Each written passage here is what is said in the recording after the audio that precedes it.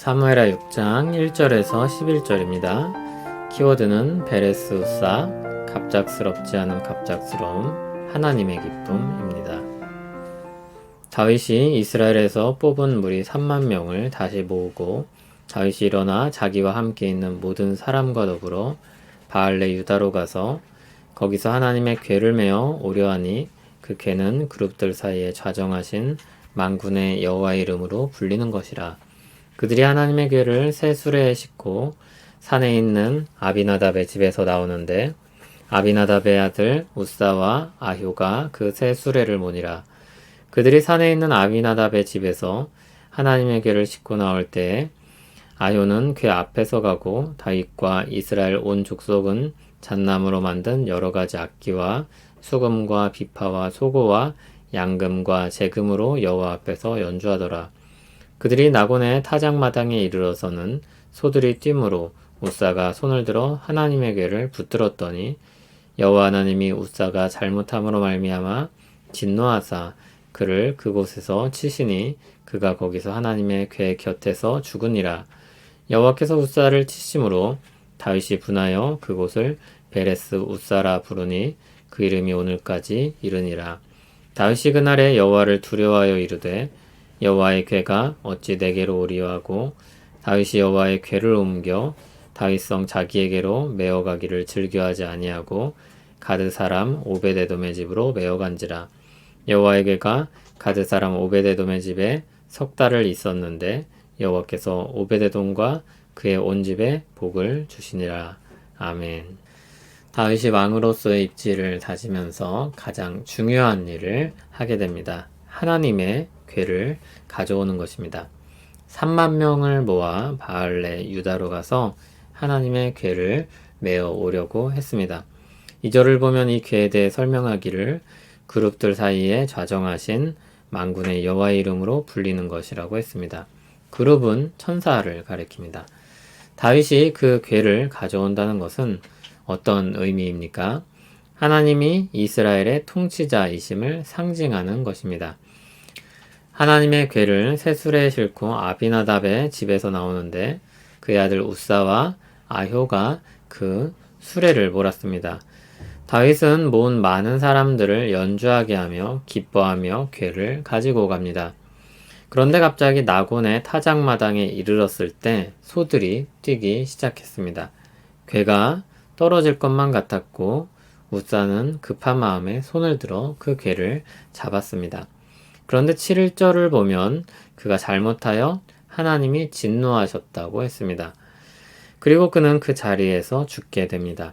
그곳은 베레스 우사라고 불리게 됩니다.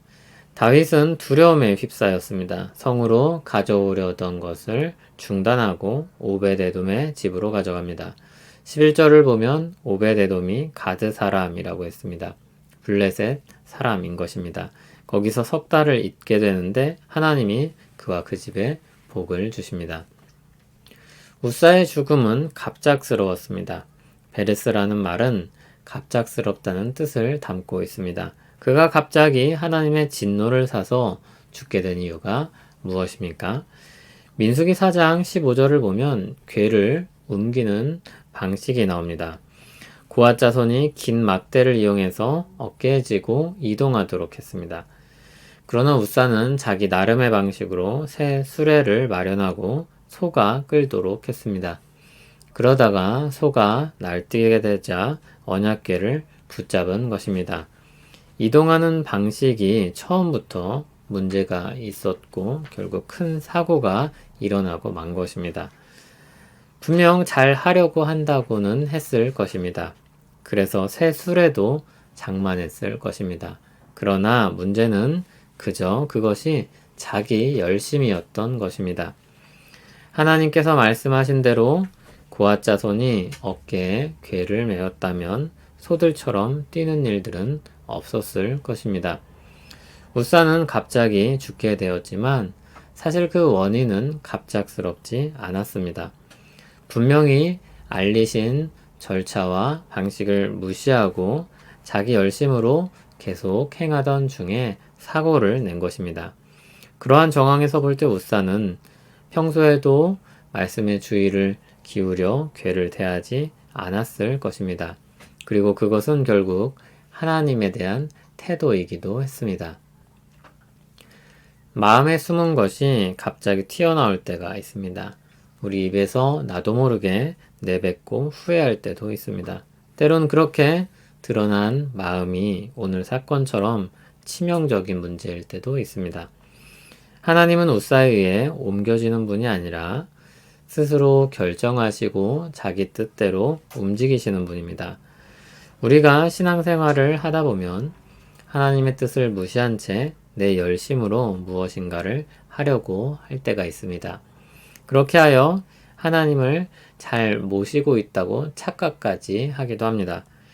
그러나 하나님은 부족한 것이 없으시며 주권적으로 자기 뜻을 따라 행하는 분입니다. 우리에게 주어지는 것은 언제나 순종입니다. 우리가 하나님을 도울 것이 없습니다. 하나님께 미비한 것을 채울 것도 없습니다. 우리가 그럴 수 있을 것이라는 착각을 버려야 합니다. 오히려 우리는 내가 하나님의 뜻을 따르고 있는가, 오히려 우리는 내가 하나님의 뜻을 따르는가 점검하고 그분의 주권 앞에 순종해야 합니다. 그래서 순종이 제사보다 나은 것입니다. 그리고 하나님은 그 순종을 기뻐하시며 칭찬하십니다. 하나님의 기쁨이 되고 칭찬받는 우리 되기를 소원합니다. 주님의 기쁨이 되기를 원합니다. 주님께 칭찬받기를 원합니다. 성령님께서 우리 눈을 열어 하나님의 뜻을 깨닫게 하시고 순종함으로 하나님께 기쁨이 되고 칭찬받기를 원합니다. 분명하게 밝히신 뜻을 기억하게 하시고 주신 지혜와 능력으로 하나님을 섬기게 하옵소서.